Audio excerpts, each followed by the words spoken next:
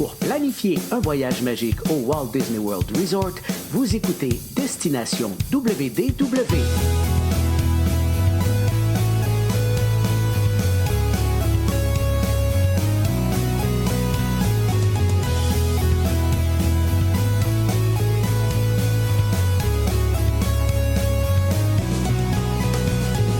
Et voici votre animateur et ami personnel de Mickey, Jean-Philippe Paré. Bienvenue à Destination WDW. Un gros merci d'être là encore avec nous.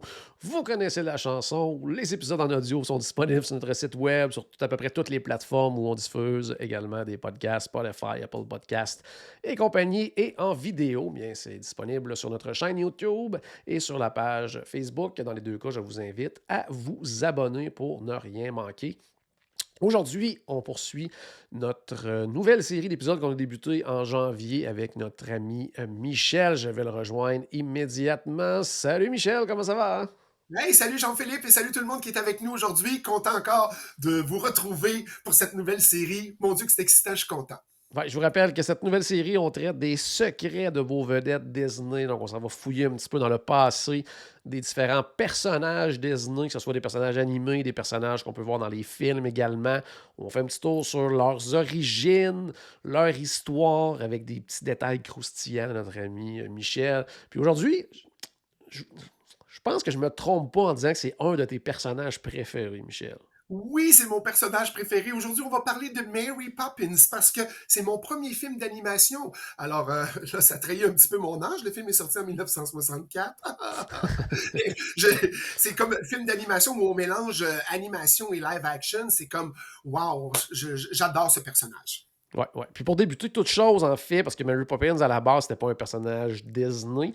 Puis justement, avant que Disney puisse avoir les droits d'auteur pour mettre en place le projet du film que tout le monde connaît, en fait, ce fut une, j'allais dire, très, très, très, très longue période de négociation. Oh mon Dieu, oui! Puis pourtant, tu sais, on le sait, là, on vient d'en parler, là, c'est comme c'est un chef-d'œuvre, le mélange d'animation puis de live action, c'est comme c'est sorti en 1964. Les négociations ont commencé 20 ans avant le film. Plus tôt, on parle de 1944 où on commence la négociation de Mary Poppins avec notre charmante Pamela. Et là, c'est sarcastique. Ne pensez pas que je la trouve si charmante que ça, parce que je l'aurais squeezée quelquefois. Pamela, elle publie les contes de Mary Poppins déjà, et les enfants de Walt lisaient les contes de Mary Poppins. Alors, Diane et Sharon May adorent les aventures de la petite nounou. C'est en 1943 et Walt fait une promesse à ce moment-là. Il fait « Hey, c'est tellement drôle, c'est tellement bon. Écoute, les enfants, papa, il va faire un film avec ça. Et on va faire ça. » Fait qu'il contacte Pamela Travers. Elle ne veut pas. Cette charmante petite Australienne ne veut pas. Et là, elle relance sans cesse. Elle dit non, elle dit oui, on recommence, on revient. Oh, finalement, je vais dire non. Puis pourtant, on connaît ce succès-là de Mary Poppins.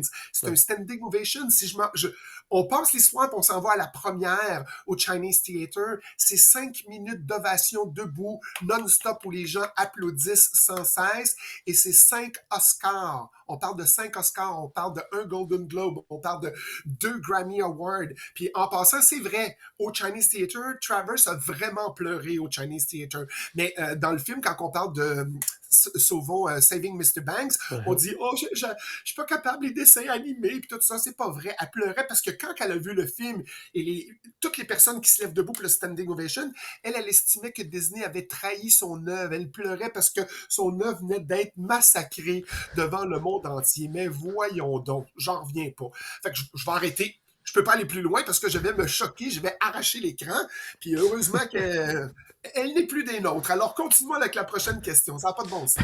Justement, pour en revenir à elle, est-ce qu'il y avait des raisons particulières pour qu'elle refuse?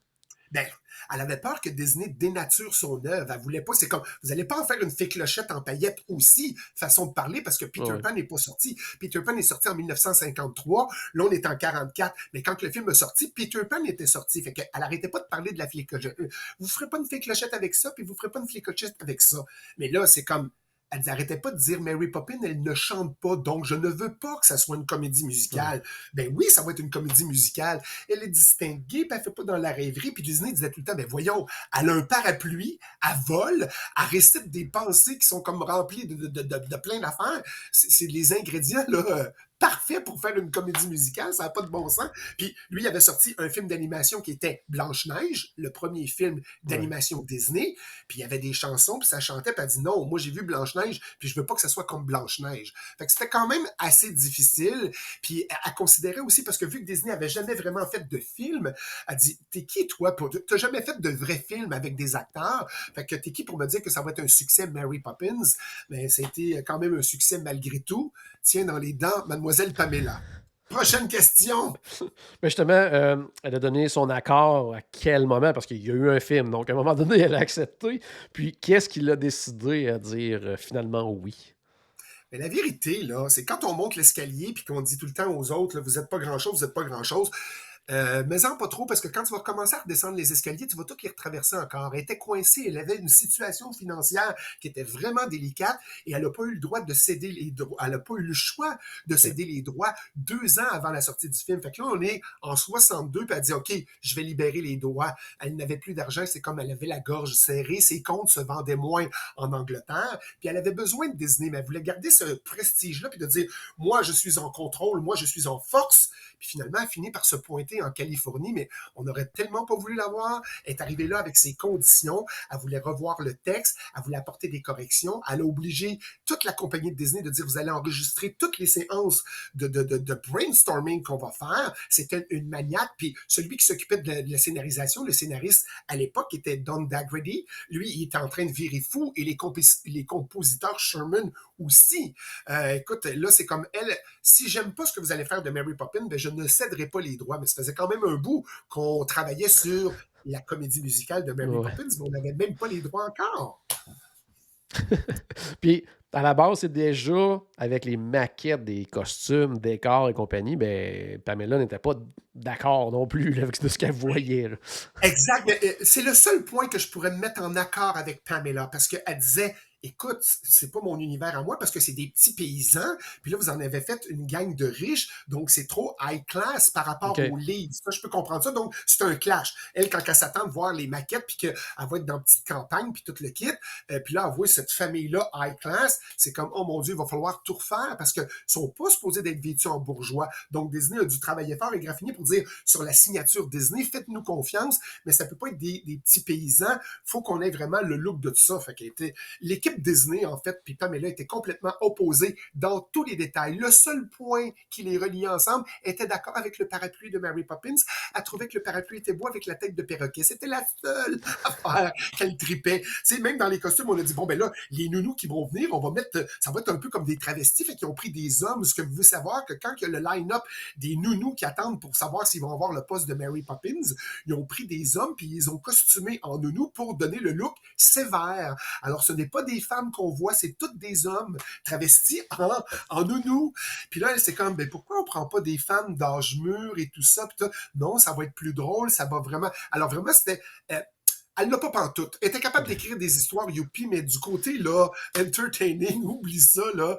C'était dur parce que elle, son livre, ce que vous devez savoir, c'est que Mary Poppins, ça se déroule en 1930. Puis eux autres disaient, on va aller plus loin dans l'histoire parce que toi qui aimes défendre le droit des femmes et tout ça, en Angleterre, on parlait des suffragettes anglaises, Ouais. le droit de vote aux femmes. Fait que l'action du film, finalement, on a décidé de le mettre en 1910 et ça, elle a accepté parce qu'on allait parler des femmes et on allait mettre de l'avant le droit de la femme, la suffragette anglaise et le droit de vote. Elle, ça, elle a accepté tout de suite. Fait qu'elle accepte de reculer de 20 ans, de dire, OK, ça sera plus en 1930, ça va être en 1910. Mais il y avait tellement d'autres choses qu'elle ne voulait pas, ça n'a pas de bon sens.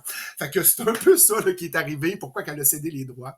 Ah non, là, on était dans les personnages, vraiment, les maquettes de costumes et tout ça. Ouais. Ça a été difficile, vraiment. Ben, justement, parlant de personnages, un des personnages pivots du film, c'est Monsieur Banks. Puis justement, ça a soulevé une confrontation là, entre Pamela et Walt. Une trop grosse confrontation, c'est qu'en fait, quand vous voyez le film Mr. Banks, il y a un petit pinch. Est-ce qu'on trouve que Mr. Banks ressemble un peu à Walt Disney? C'est un peu ça. Alors, Pamela, elle voulait pas parce que, en fait, le personnage qui était inspiré de son père n'avait pas de moustache. Son père se rasait à tous les matins, même quand on lit les biographies de Pamela, puis tout, qu'elle dit qu'elle regardait son père se raser à tous les matins avant d'aller travailler à la banque et tout ça.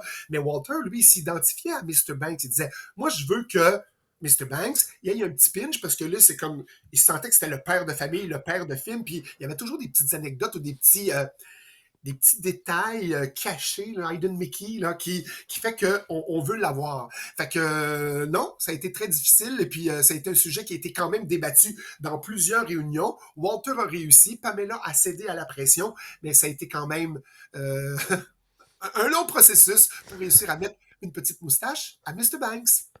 Justement, puis là, il y a le look des personnages, mais il y a aussi les acteurs derrière les personnages. Puis même si tout le monde aimait ces acteurs-là, le choix était pas mal plus difficile que prévu aussi. Hey, mais vraiment, ça n'a pas de bon sens. Écoute, c'était le couple chéri de l'époque. On parle de on parle de Julie Andrews et de Dick Van Dyke. Alors, si on parle de Julie Andrews, on parle de la fameuse Maria dans La Mélodie du Bonheur. Ça a été après, mais tu sais, elle a fait plusieurs musicals, mais elle avait fait aucun film. Elle a joué dans tous les musicals qu'il y a. Si tu vas live dans un théâtre, puis tu vas voir une comédie musicale, Julie Andrews en fait partie, mais dans un film, non. Mais Dick Van Dyke, c'était aussi une vedette. Il a joué dans Bye Bye Birdie. Il y avait son propre show à la télé, le Dick Van Dyke Show. Puis elle, Pamela, elle criait tout le temps, elle disait, je vous confirme, Dick Van Dyke, c'est pas un acteur, c'est un animateur, c'est un gars de foule, un gars de cirque, mais c'est pas une vedette. Fait qu'elle a quand même validé Julie Andrews, c'était correct. Mais ce que vous devez savoir, c'est que c'est les frères Sherman qui ont proposé Julie Andrews à Walter. Ils ont dit, on va aller voir Camelot, c'est la comédie musicale d'époque qui était là. Et puis, Walt a dit, wow, oui, Mary Poppins, on veut vraiment. Mais au départ, Pamela voulait une nounou qui était d'âge mûr. Je nommerai pas de nom parce que c'est tous des noms inconnus anglais qu'elle voulait avoir. C'est comme non, ça devrait être eux les nounous. On a dit non, on va tenir tête, mais on veut que Mary Poppins soit plus jeune. Et là, ça a été une autre confrontation avec Travers. Puis Julie Andrews, elle avait 28 ans à l'époque, puis ça a été difficile parce qu'elle a joué dans la comédie musicale My Fair Lady. Quand ils ont décidé de faire le film My Fair Lady, ils ont dit non, ça ne sera pas Julie Andrews, on va prendre Audrey Hepburn, qui est vraiment une vedette à l'époque, puis qui va faire le film. Elle était déçue, Julie, mais vraiment déçue. Fait que Disney a dit, bon, ok, c'est correct, on va la prendre nous autres, puis inquiète-toi pas, on va faire un bon film avec elle, parce que quand même, Julie Andrews, elle chante super bien, elle peut monter à 5 octaves, ça n'a pas de bon sens, c'est génial, mais ce que vous devez savoir, c'est que notre jolie Mary Poppins était enceinte. Julie Andrews était enceinte au moment de signer le contrat, et Walt la voulait tellement qu'il a dit, on va repousser le tournage, on va attendre que tu accouches et on commencera le tournage après l'accouchement. Alors, Julie Andrews a mis au monde sa charmante fille Emma en 1962 et on a commencé le tournage après et on a signé des choses serrées parce qu'en même temps, pour avoir Julie Andrews, on a dit, on est même prêt à prendre ton mari qui va pouvoir assister, qui va pouvoir aider, venir la petite Emma aussi, venir sur le plateau parce que lui, il faisait du costume designer. Alors, il a dit, ben, on va le prendre pour faire les costumes avec nous. Puis Julie a dit oui. Fait que c'est la raison pour laquelle on est arrivé là-dessus. Mais ça a été dur pour Dick Van Dyke parce qu'on a dû faire à croire qu'un petit tour de passe-passe, c'était un couple ensemble. On les avait signés déjà avec Disney. Donc, pour respecter notre entente, il faudrait garder Dick Van Dyke parce qu'on avait proposé quand même Disney. Si toutefois ça ne fonctionnait pas, il y avait le choix de Fred Astaire. On aurait pu prendre Fred... Voyons, on a dû le dire. On aurait pu prendre Fred Astaire. On aurait pu prendre Cary Grant. Puis on aurait pu prendre Danny Kaye aussi, qui était des vedettes des comédies musicales de l'époque. Oui. Puis on avait quand même, elle, Pamela, elle avait 6 noms, des grandes vedettes britanniques, mais ça n'aurait pas punché là, sur le screen. Alors Disney a vraiment fait le bon choix et on a vraiment réussi à faire le bon match avec Julie Andrews et Dick Van Dyke pour les mettre sur écran. Parfait. D'ailleurs, Dick Van Dyke, il y avait un double rôle dans le film. Eh oui, parce que lui, quand il a lu le texte, c'est comme le script, il a fait « Wow, moi, je suis tombé amoureux avec le vilain banquier, j'aimerais ça que ça soit moi aussi. » Là, il arrêtait pas de dire à Walt « Vu que c'est pas les mêmes scènes, pouvez-vous me prendre? J'aimerais ça, puis j'aimerais ça le faire, puis j'aimerais ça le faire. » En fait, Disney a dit « OK, on va faire un deal. Si toi, tu veux faire une forte donation, il a demandé « Fais une donation pour ma fondation, le Call Hearts, qu'il y avait à l'époque pour les artistes de la Californie. Si tu fais une bonne donation là-dessus, donnant, c'est comme tu me donnes une donation puis je vais te donner le rôle. » Fait qu'il n'y a pas eu une surcharge de salaire, il n'a pas été rémunéré plus pour faire ce banquier, ce vilain banquier, mais en fait, c'est vraiment lui qui a payé, il a donné beaucoup d'argent, je ne sais pas la somme qu'il a donnée à Carl Hearts, mais il a donné beaucoup d'argent pour pouvoir faire ce rôle, fait que finalement, il a peut-être pris, pas autant de prendre mon cachet de Birch pour pouvoir changer pour le vilain, mais ce qui est drôle, c'est quand vous regardez dans le générique du film, ils ont viré toutes les lettres à l'envers de Dick Van Dyke pour dire que le méchant méchant, le vilain banquier s'appelait, mon Dieu, comment il s'appelait? Vous verrez Dick Van Dyke à l'envers. Ils ont pris Dick Van à l'envers, donc comme une OK. espèce de nav kick, puis le Dyke, ils ont changé les lettres de bord, mais c'est un nom composé qui a OK. fait qu'au générique, on se demandait c'est qui cet acteur-là, parce que c'est pas tout le monde qui a trouvé du premier coup que c'était Dick Van Dyke qui faisait le vilain banquier. Parfait. Autre problème avec notre charmante amie Pamela, c'est avec la musique des frères Sherman, qui pourtant a contribué de façon incroyable au succès du film. Elle, elle croyait pas à ça du tout, là.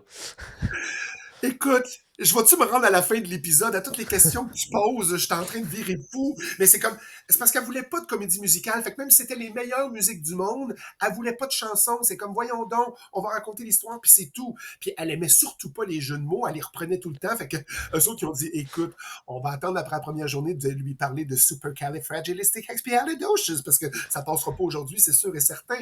Fait que les frères Sherman ont quand même aussi découvert à ce moment-là que c'est comme, OK, nous, ça fait quasiment 2 ans et demi qu'on travaille sa musique pour le film. Ça fait longtemps qu'on travaille tout le monde sur Mary Poppins, mais personne ne sait qu'on n'a pas encore les droits. Ils ont su pendant qu'il est en train de travailler, puis qu'il y avait déjà 2 ans de musique de fête, de dire, OK, on n'a pas les droits, fait que ça se peut que ça ne voit pas le jour, cette histoire-là.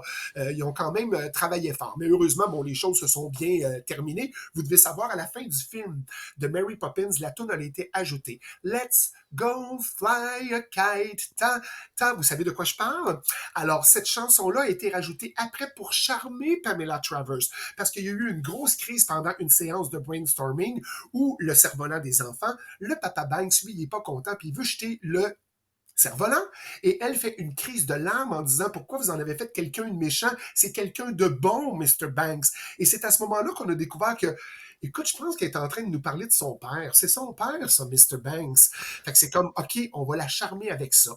Alors, ils ont préparé un numéro, ont préparé une nouvelle chanson, puis on a dit, OK, on va faire une dernière séance, puis on va lui chanter Fly a Kite, puis on va dire, hey, le papa, il l'a réparé, le cerf-volant. Fait que finalement, ils ont décidé à la dernière séance de le faire. On dirait même, dans les livres et dans le film, on en parle un peu, mais bon, jusqu'à quel point elle a dansé avec Don Daggerty, je suis pas si convaincu que ça, mais elle a quand même tapé du pied, puis elle était contente. Fait que ça l'a charmé pour céder les droits au départ. Puis l'autre, c'est la fameuse chanson où la pauvre demoiselle, la pauvre dame, sur le seuil de l'église, qui donne à manger aux oiseaux. Feed the bird, stop in the bag. Ça l'a charmé au plus haut point d'entendre la version piano. Et les frères Sherman qui chantent ça, elle a dit, oh là, c'est le coup de cœur. C'est là qu'elle a cédé les droits exactement. Fly a Kite, Feed the Bird, c'est là qu'on a signé le contrat. Puis c'est drôle parce que Walt et Pamela étaient toujours en confrontation, mais le tune préféré, les deux, c'est Feed the Bird pour Walt et Pamela. Fait que quand Walt, ça allait pas bien, il disait au frère Sherman, joue la tune, ça va me faire du bien parce que là, je suis en train de tirer fou. Mon Dieu. Bon, là, je vais probablement le massacrer, mais justement, qu'est-ce que ça veut dire, le fameux mot super califragilistique expialidocious? C'est cute. Supercalifragilisticexpialidocious. En fait, ce que vous devez savoir, là, c'est que vraiment une vieille histoire avec les frères Sherman, c'est issu du folklore irlandais. Le mot n'a pas été nécessairement inventé par l'équipe Disney parce que ça vient de loin. Donc, ça vient du folklore irlandais. Les frères Sherman, quand ils étaient jeunes, ils allaient dans un camp de vacances. Et dans ce camp de vacances-là, où ils se rendaient l'été, on parlait de ça. C'était un mot qu'on disait comme ça, supercalifragilisticexpialidocious, mais sans avoir nécessairement une chanson. Eux en ont mis une mélodie, mais ça vient du folklore irlandais. Si on le divise ensemble, si on parle de super, c'est être au-dessus de quelque chose. Si on parle de Cali, Cali, c'est un mot grec. Ça signifie la beauté. La beauté, c'est dans le grec ancien, là. Donc, super Cali, c'est vraiment ça. Le fragilistic, on le sait que c'est quelque chose de délicat. Fragilistic, c'est délicat. Et expialer, en fait, c'est quelque chose d'expiatoire. En fait, une purification de quelque chose. Okay. Et le docious, c'est quelque chose qu'on peut éduquer. Fait que si je le mets dans nos mots québécois pour qu'on comprenne la phrase, ben, québécois, une façon de parler, si on associe tous les termes de supercalifragilisticexpialidocious, on parle de une beauté supérieure et délicate qui peut purifier toute absence d'éducation. Je ne sais pas si on comprend la phrase. Je vais vous Ok. la redire encore en version Disney, là. C'est une beauté supérieure et délicate qui peut purifier toute absence d'éducation. Parce que chez Disney, dans les créations Disney, on parle toujours de ça. C'est le contenant. Il faut parler du contenant en premier, puis il faut parler du contenu ensuite. Donc, on doit voir quelque chose de beau. Quand on parlait des 5 sens, ça revient à ça, supercalifragilisticexpialidocious, qu'on l'a vraiment identifié à Disney, qui vient quand même du folklore irlandais. Mais le contenant d'abord, il faut avoir le contenant, et ensuite, on verra le contenu, mais le contenu, il va quand même être bien pour Disney, mais l'important, c'est l'œil, attirer l'œil, puis une fois qu'on est là, voici quel est mon contenu. Alors, vous savez maintenant la définition de supercalifragilisticexpialidocious. Parfait. Hey, un des éléments du film, en fait, pourquoi le film a fait tant parler, je pense, à mon avis, là, puis pourquoi c'est un classique du cinéma, c'est justement le mélange de l'animation avec prise de vue réelle. C'était une première et tout ça. Et bien sûr, Mme Travers n'était pas d'accord avec ce principe-là. Hey! Je vais sauter la première phrase. Allons tout de suite à la deuxième phrase. C'est que, écoute, quand elle a su qu'il y avait des pingouins en animation, l'image, ça allait de mettre les deux live action, les deux personnages, sur un fond d'images de cartoon, ça c'était correct, mais c'était quand même deux live action. Mais là, quand les petits pingouins se sont mis à bouger autour de elle, c'est comme, elle s'est mise à crier, une vraie folle. Je suis désolé de dire ça, une vraie folle. C'est comme vous aviez dit qu'elle n'allait pas avoir d'animation, puis là, le traité de Disney de traite, elle disait qu'elle criait puis qu'elle supportait pas Écoute, ça a été vraiment un moment dramatique dans les studios Disney parce que elle a pété les plombs et elle est partie. C'est pas vrai qu'elle a pris l'avion tout de suite puis qu'elle s'est en allée là-bas, mais elle est sortie du studio, puis elle se promenait dans les rues puis tout le kit, tout le monde courait après elle, mais elle était vraiment hystérique. Mais encore une fois, ça a été une longue négociation. Walter a réussi, mais je veux dire, si on parle du film, c'est pas vrai qu'ils ont pris l'avion un après l'autre, puis ça s'est fait tout de suite comme ça. Mais oui, il a dû se rendre là-bas pour pouvoir essayer de renégocier puis de travailler tout ça, parce qu'on était rendu trop loin. Il fallait qu'elle dise oui. On n'avait pas le choix. Fait que c'est ça, c'est ce qui complète notre deuxième épisode de la nouvelle série Les secrets de vos vedettes Disney. Je vous souhaite encore que la magie tourbillonne autour de vous tout le temps. Puis bon, ben, je veux que vous veniez quand même là dans le prochain épisode, parce que là, où est-ce que je vous transporte dans le troisième épisode? On va aller voir notre ami Donald Duck, mais tous ses copains, toute la bande des Five Five, qui a accompagné Mickey Mouse. Donc, on va parler de Donald, de Pluto, de Goofy, de Minnie Mouse, qui ont accompagné. Puis pourquoi, bon, ce Donald Duck, le petit canard grognon qui suit en tout. Puis on va aller au pavillon du Mexique, on va aller à Epcot pour pouvoir aller dans le pavillon pour voir les 3 Caballeros, juste avant qu'on change pour l'univers de Coco. Alors on va aller retrouver notre ami Donald avec ses amis Caballeros. Alors merci encore Jean-Philippe, merci tout le monde d'être là puis de suivre. J'espère que ça vous plaît, les secrets de vos vedettes Disney. N'hésitez pas à donner des commentaires puis qu'on puisse gérer et trafiquer tout ça pour que ça soit à votre goût. Mais je pense qu'à tous les épisodes, vous allez vous amuser et apprendre des petits trucs croustillants qui vont vous faire plaisir sur vos vedettes Disney. Excellent. Merci à toi, Michel, de ta participation encore une fois. Toujours super apprécié à la maison. Mais j'espère qu'on a ajouté un tout petit peu de magie dans votre journée. N'oubliez pas, bien sûr, que tout a commencé par une souris. Salut tout le monde. À bientôt. Bye bye. Salut.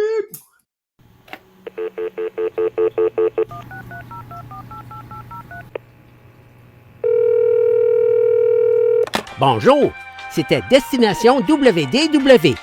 Tous nos épisodes sont disponibles en archive au destinationwdw.ca. Saviez-vous que vous pouvez nous aider en vous abonnant à notre page Facebook, à notre chaîne YouTube ou en partageant nos épisodes sur vos réseaux sociaux? Ça vous coûte pas une Christie de scène et ça nous fait encore plus plaisir qu'une délicieuse Mickey Bar. Pensez-y!